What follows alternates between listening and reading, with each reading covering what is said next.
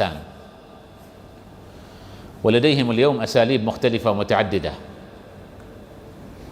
فسلك النبي صلى الله عليه وسلم ذلك المكان، وكان عدد المنافقين 14 رجلا،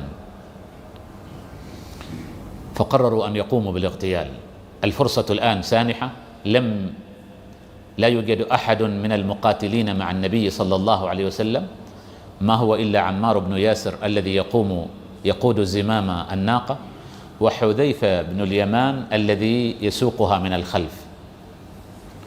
فتلثموا، غطوا وجوههم، ولأن المكان سحيق أو مرتفع وسحيق وفيه منحدر شديد جدا، لو سقط النبي صلى الله عليه وسلم من الناقة لا وصل إلى الأرض ممزقا شدة ارتفاع المكان. ولا يتصور أن النبي صلى الله عليه وسلم يختار ذلك المكان لخطورته من أجل أن يتميز عن المسلمين، أو لأنه فعل ذلك من دون معرفة بخطورته، إنما هذه هي الفرصة لكشف هذا الفصيل من المنافقين في داخل الأمة الإسلامية.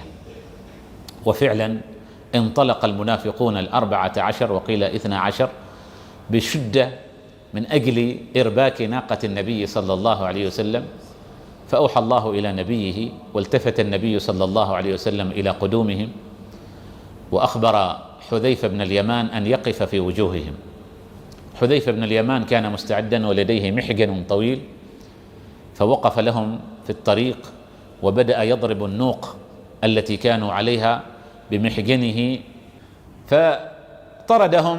وفعلا وجدوا أنفسهم أمام هذه المقاومة الشرسة من حذيفة بن اليمان، فرجعوا وكسر الله تعالى شوكتهم.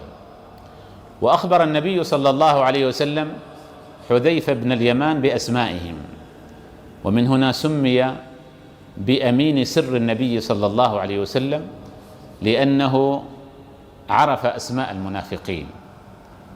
وعندما وصل النبي صلى الله عليه وسلم، وقد كشفتهم سورة التوبة أيضا، عندما رجع إلى المدينة طلب منه بعض الصحابة أن يقوم بتصفيتهم، لكن النبي صلى الله عليه وسلم رفض ذلك، فقال: حتى لا يتحدث الناس بأن محمدا يقتل أصحابه.